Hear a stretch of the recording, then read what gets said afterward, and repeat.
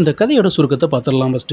Fever ஒரு பிரம்மாண்டமான dam கட்டுறாரு. அங்க போயிட்டு இருந்த ஆறை தடுத்து தான் அந்த டேமை கட்டியிருப்பாரு. அப்படி அந்த டேமை கட்டுறதுனால அங்க உள்ள வாட்டர் எல்லாம் வந்து அங்கேயே ஸ்டோர் ஆகி அங்குள்ள மக்களுக்கு அழிவு உண்டு பண்ணுது. இந்த விஷயம் எல்லாம் நைட் டைம்ல நடக்கு. நைட் டைம்ல பார்ட்டியை முடிச்சுட்டு எல்லாரும் தூங்கிடுவாங்க. இப்படி இந்த டைம்ல வாட்டர் ஸ்டோர் ஆயிருக்கும். இதை பார்த்துட்டு ஆந்த எல்லார்ட்டையும் சொல்ல ட்ரை பண்ணும். எல்லாரும் தூங்கிட்டு இருக்கனால இதை கேட்கறதுக்கு யாரும் தயாரா இல்ல. அப்படி ஆந்தையும் டயர்டாயி அப்படி தூங்கிடுது. காட்டுல வாழக்கூடிய மக்கள் அதை சரி பண்ணாங்களா இல்லையா அப்படின்னு தான் பார்க்க போறோம். கதைக்குள்ள போறதுக்கு முன்னாடி லைக் பட்டன் தட்டி தெறிக்க விட்டுருங்க. ஓப்பனிங் சைட்ல பெரிய காடு ஒன்று காட்டுறாங்க. அதுல ஒரே மரம் நீக்கி பாக்கியுள்ள மரம் எல்லாம் வெட்டி இருக்கு. வெட்டினது வேற யாரும் இல்ல, இவர் தாங்க. இவரோட பேர் தான் பீவர். அப்படி இந்த மரத்தெல்லாம் வெட்டி என்னதான் பண்ணாருன்னு பாத்தீங்கன்னா டேம் தான் கட்டியிருக்காரு. அதுக்கு பக்கத்துல அவரோட வீடும் கட்டியிருக்காரு. பீவருக்கு அவரோட டிசைனை பத்தி அவரோட வேலையை பத்தி அவரே பெருமையா பேசிட்டு இருக்காரு. பீவருக்கு 2 சிசிய பிள்ளை இருக்காங்க. இந்த கதையில அவங்களை எப்படி கூப்பிடலாம்னா பைரேட்ஸ், அதாவது 2 எலிகள். அணையோட உச்சி போயிட்டு டாப்ல நின்று பேசிட்டு இருக்காரு பீவர். இந்த அணையை கட்டினது வேற யாரில் நான் தான் அப்படின்னு அவரை பத்தி அவரே தம்பட்ட அடிச்சுக்கிறாரு. உட்டெல்லாம் டிசைன் பண்ணியிருப்பாங்க அந்த ஜேசிபியை. அதை வச்சுதான் அந்த மரத்தை வச்சு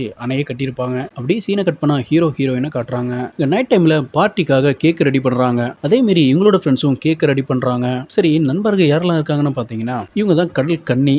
அதுக்கப்புறமா ஃபாக்ஸு, முயல், பைரட் ஃபாக்ஸு, ஆந்த, கடல் யானை, பன்றி, இவங்கெல்லாம் நண்பர்கள். இந்த பைரட்ஸ் நரியோட வேலையே வந்து ஆட்டை போடுறதா. தண்ணி விட்டு சர்க்கிள் அடிட்டு இருப்பாங்க. அதில் தான் ஸ்லிப் ஆகி பைரட்ஸ் ஃபாக்ஸு அதுக்கு மேலே விழுந்திருக்கும். இவர் தான் பன்றி, கொஞ்சம் ஸ்ட்ராங்கான ஆளு. சொல்ல மறந்துட்டேன்னா பெண் குயின் பைரட்ஸ் நரியோட ஆளுங்க. நம்ம ஹீரோவுக்கு காலு ஸ்லிப் ஆகி நேராக அவர் வீட்டில் அவரோட ஒய்ஃபு கேக் ரெடி பண்ணிட்டு இருப்பாங்க. அதுக்கு மேலே போய் விழுந்துருவாரு. கீழே விழுந்து போக மீதி கேக் என்ன இருந்துச்சோ அதை வச்சு ரெடி பண்ணி பார்ட்டிக்கு கொண்டு போகிறாங்க. அந்த கேக்கை கட் பண்ணி கொடுத்தா அதில் ஒருத்தன் சாப்பிட்டுட்டு என்ன ஈரமாக இருக்குன்னு கேட்க அது ஒரு பெரிய ஸ்டோரின்னு சொல்லி முடிக்கிறாங்க. இந்த ஆந்தை அதோட வீட்டுக்கு வெளியே உட்காந்து ஃபாரஸ்டோட வியூவை பார்த்துட்டே இருக்கு. அந்த ஆந்தை அதோட கையில் ஒரு குட்டி பொம்மை வச்சிருக்கும். அதை ரொம்பவே பிடிக்கும். கிட்டத்தட்ட ஃப்ரெண்ட்ஸ் மாதிரி பழகிட்டு இருக்கும். அது கூட பார்ட்டி நடக்கும்போது தண்ணியில் ஸ்லிப் ஆகி வீட்டுக்குள்ளே வந்திருக்கும் ஃபாக்ஸ். வீட்டுக்குள்ளே தண்ணி கொஞ்சம் கொட்டி இருக்கும். அதில் விளையாடிட்டு இருக்கு. ஃபாக்ஸ் அப்படி செய்கிறத பார்த்து முயல் கொஞ்சம் கூட கோவப்படாம அதோட ஜாலியாக விளையாடிட்டு இருக்கு. இந்த டைமில் ஆந்தை டேம்ல இருந்து தண்ணி வந்திருக்கிறத பார்த்துருக்கோம். அதை பற்றி அவங்க 2 பேர்கிட்ட சொல்லுது. ஆனால் அவங்க பார்ட்டி பண்ண டயர்டில் அப்படியே தூங்கிறாங்க.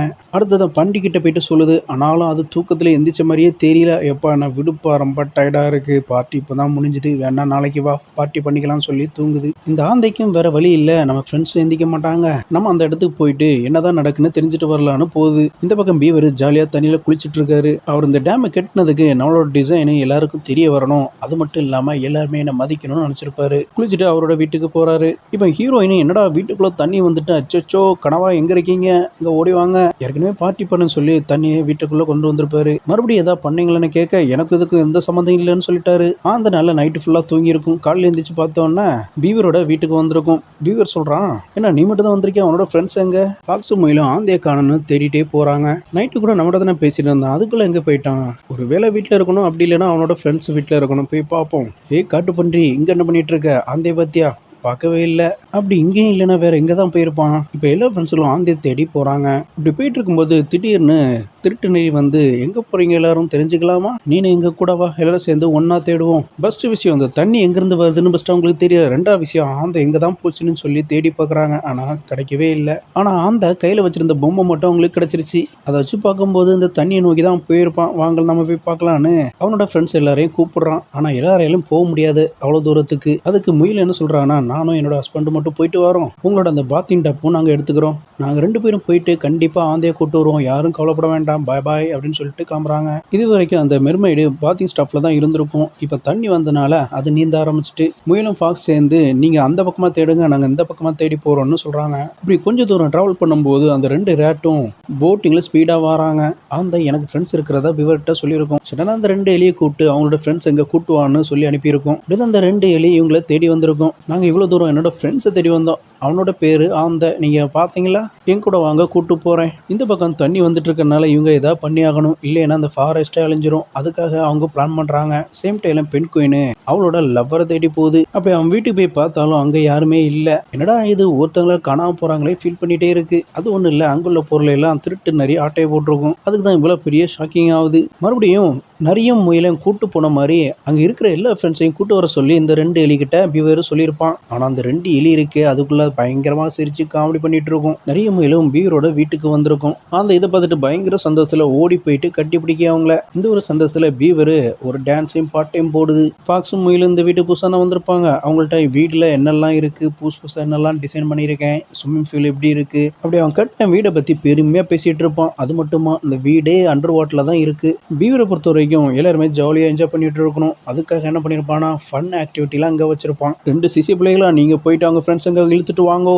ஓகே பாஸ்ன்னு சொல்லிட்டு வண்டியை நேரங்க கொண்டு விட்டாச்சு. அந்த காட்டு பன்றி கஷ்டப்பட்டு மண்ணை தோண்டி அடைச்சு வச்சிருக்கோம். அதுல வந்து போட்டு ஏறினால கட்டுப்பாய் தூக்கி போட்டுரும் போட்ட.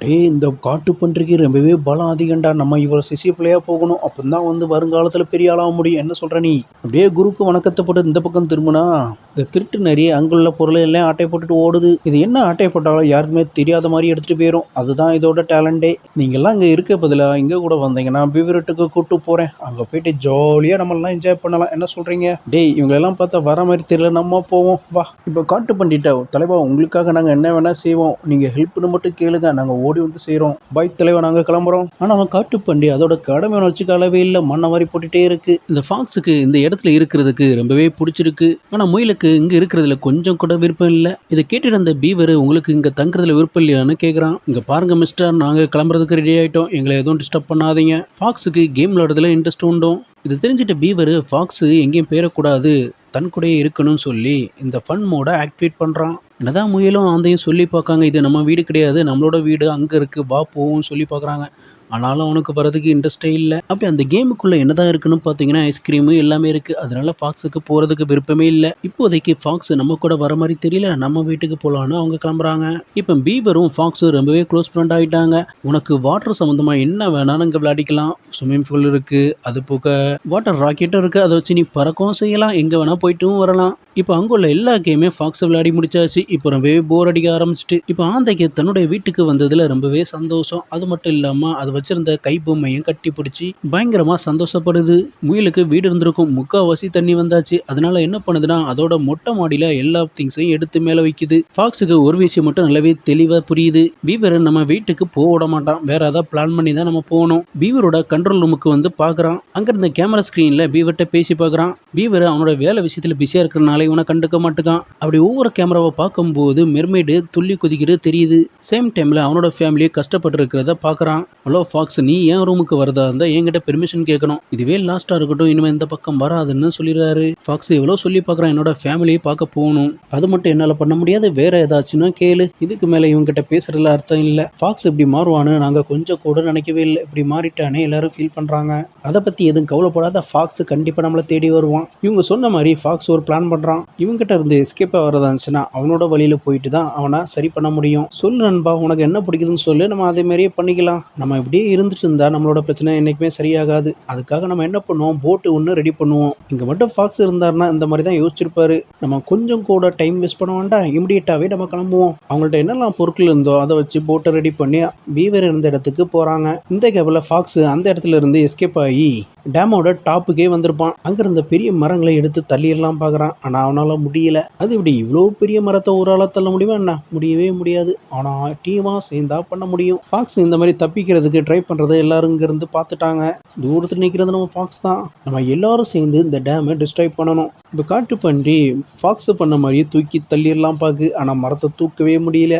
நண்பா ஃபாக்ஸ், என்கிட்ட சொல்லிட்டுலாம் வரணும், உன் இஷ்டத்துக்கு கண்ணாம்பூச்சி விளையாடுறேன்னு சொல்லி என்கிட்ட பொய்யான ஒரு கேம் விளையாடிட்டு வந்துட்டே இல்ல. அதுக்காக உங்க எல்லாரையும் நான் என்ன செய்யறேன் பாரு. எல்லாரையும் கொண்டு போய் ஜெயில அடைச்சு போட்டான். இவங்கெல்லாம் ஜெயில இருந்து தப்பிக்க கூடாதுன்னு 2 எலியை காவலா போட்டிருக்கான். இந்த கேப்ல காட்டு பண்டி எஸ்கேப் ஆக ட்ரை பண்ணிருக்கோம். வயிற்றுல தான் ஹீட்டு பட்டுருச்சு. அதுக்கு தான் 2 எலி தண்ணி அடிச்சிட்டு இருக்கு. மெர்மைடு இவங்க ஃப்ரெண்ட்ஸ் எல்லாமே தேடி ஒரு ரூமுக்குள்ள வந்துட்டு இருக்கு. இங்க யாராவது நம்ம ஃப்ரெண்ட்ஸ் ஒளிஞ்சிருப்பாங்களான்னு பாக்குறா. ஆனா இங்க யாருமே இல்லை. இப்படி எல்லாரும் ஒரு ரூம்ல அடைக்கப்பட்டதுனால இதை பார்த்துட்டு ஃபாக்ஸ் யாரும் ஃபீல் பண்ணாதீங்க, பாசிட்டிவாகவே திங்க் பண்ணும் சொல்லி என்கரேஜ் பண்றான். அவனோட ஃப்ரெண்ட்ஸு கிட்ட யார் யாரும் நல்ல விஷயங்கள்லாம் பண்ணீங்க அதை பத்தி அவங்கள பெருமையா பேசுறான். இதை கேட்டவொன்னே எல்லாருக்கும் ரொம்பவே சந்தோஷம். அதை பாட்டு மூலமா சொல்லிட்டு இருக்கான். இதை பார்த்துட்டு இந்த பீவர் என்னடா இவனுக்கு கடுப்பாகனு பார்த்தா சந்தோஷமா இருக்கானே, 2 அலிகள் அங்க வாங்கடா, பாஸ் கூட்டா போய் தான் அவனு என்ன சொல்லுவாருன்னு கேட்போம். இப்படி ஃபாக்ஸ் எல்லாரும் என்கரேஜ் பண்றதுனால அங்குள்ளவங்களுக்கு பயங்கர சந்தோஷம். பீவர் அவனோட கண்ட்ரோல்ல உட்காந்துட்டு எல்லாமே வாட்ச் பண்ணிட்டு இருக்கான்.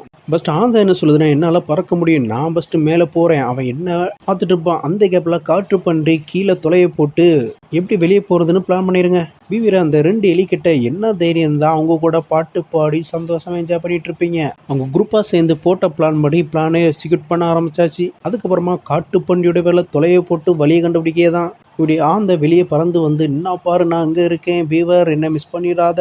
பீவரை டைவர்ட் பண்ணதுக்காக இப்படி பண்ணுது. இப்படி ஆந்த கீழே விழும்போது மேல்மேடு கரெக்டாக கேட்ச் பண்ணிடுது. இந்த டைமில் வெளியே ஏதோ சவுண்டு கேட்டு நான் போய் பார்த்துட்டு வரேன். தொலையை போட்டு வேற எங்கேயாவது போவான்னு பார்த்தா கரெக்டாக கண்ட்ரோல் ரூம் போட்டு பீவர் ரூமுக்கே வந்திருப்பான். இதை பார்த்துட்டு இந்த 2 எலி காட்டு பன்றிக்கு சப்போர்ட் பண்ண ஆரம்பிச்சிட்டு மெர்மெய்டு ஆந்தே சேவ் பண்ணியிருக்கோம். அதை கேமரா வழியாக பார்த்துட்டு இருக்கான் பீவர். அச்சோ என் ஃப்ரெண்டுக்கு ஏதோ ஆயிட்டுன்னு சத்தமாக பாட்டு பாடுது.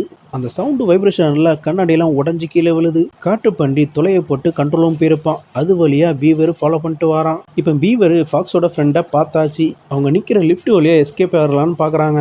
அட்டே நீங்கள் இங்கே தான் இருக்கீங்களா, ஃபீவர் ரொம்பவே பக்கத்தில் வந்துட்டான், எப்படியாவது தப்பிக்கணும்னு சொல்லி அங்கேருந்து ஐஸ்கிரீம் எடுத்து அவன் மூஞ்சிலே விட்டு வீசுறாங்க. ஃபாக்ஸ் இப்போ தந்திரமா அந்த பீவரை ஏமாத்துறான். இங்கேருந்து அந்த லிஃப்ட்டுக்கு போகிற மாதிரி பிரிட்ஜை கிரியேட் பண்ணியிருப்பான். பீவரும் நம்பி அந்த பிரிட்ஜ் வழியாக அந்த சைடு போயிடுவான். கடைசியாக பீவர் வீட்டிலேருந்து எஸ்கேப் ஆகி டேமோட டாப்புக்கே வந்துட்டாங்க. அங்கேருந்து தப்பிச்சிடலான்னு அவங்க வந்த போட்டை பார்க்குறாங்க. அது பாட்டுக்கு தனியாக கலந்து போயிட்டுருக்கு. நம்ம தப்பிக்கிறதுக்கு ஒரே வழி எலியோட போட்டு தான் இருக்குது. அதுவும் உடஞ்சிருது.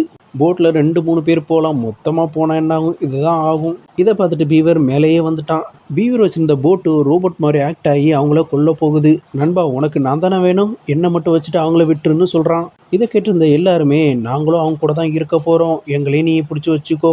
2 எலியும் அவங்க பக்கம் சேர்ந்துட்டு அது மட்டும் இல்லாமல் எங்களோட தலைவனான காட்டுப்பன்றி எங்கே இருக்கோம் நாங்களும் அங்கே தான் இருப்போம். இதெல்லாம் பார்த்துட்டு இருந்த பீவருக்கு மனசு மாறி போட்டை ரோபோட் மாதிரி ஆக்ட் பண்ணி பெருசாக டேமை கட்டியிருப்பாரு. அதை கரெக்டாக சென்டரில் ஓட்டையை போட்டு விட்டுருவாரு. அங்கே இருந்த எல்லாருமே எதுக்காக அப்படி பண்ணாங்கன்னு கேட்கும்போது எல்லாம் உங்களுக்காக தான், எல்லாமே ஒற்றுமையாக இருக்கீங்களே, அது எனக்கு ரொம்பவே பிடிச்சிருக்கு. சரிங்க எல்லாரும் உங்கள் வழியை பார்த்துட்டு நீங்கள் போங்க, என் வழியை பார்த்துட்டு நான் போகிறேன். அப்படிலாம் உங்களை விட முடியாது. நீங்கள் விருப்பப்பட்டீங்கன்னா எங்கள் கூட வரலாம். அதுவும் இவ்வளோ பெரிய காட்டில் பீவருக்கா நம்ம கூட இடம் இல்லை. இதை கேட்டுட்டு அதுக்கு ரொம்பவே சந்தோஷம். இப்போ எல்லாருமே ஒன்று சேர்ந்தாச்சு. புது வீடு கட்டி குடித்தனம் போக போகிறாங்க அந்த வீட்டுக்கு. உங்களுக்கு இந்த கதை பிடிச்சிருந்தா லைக் பண்ணுங்கள்.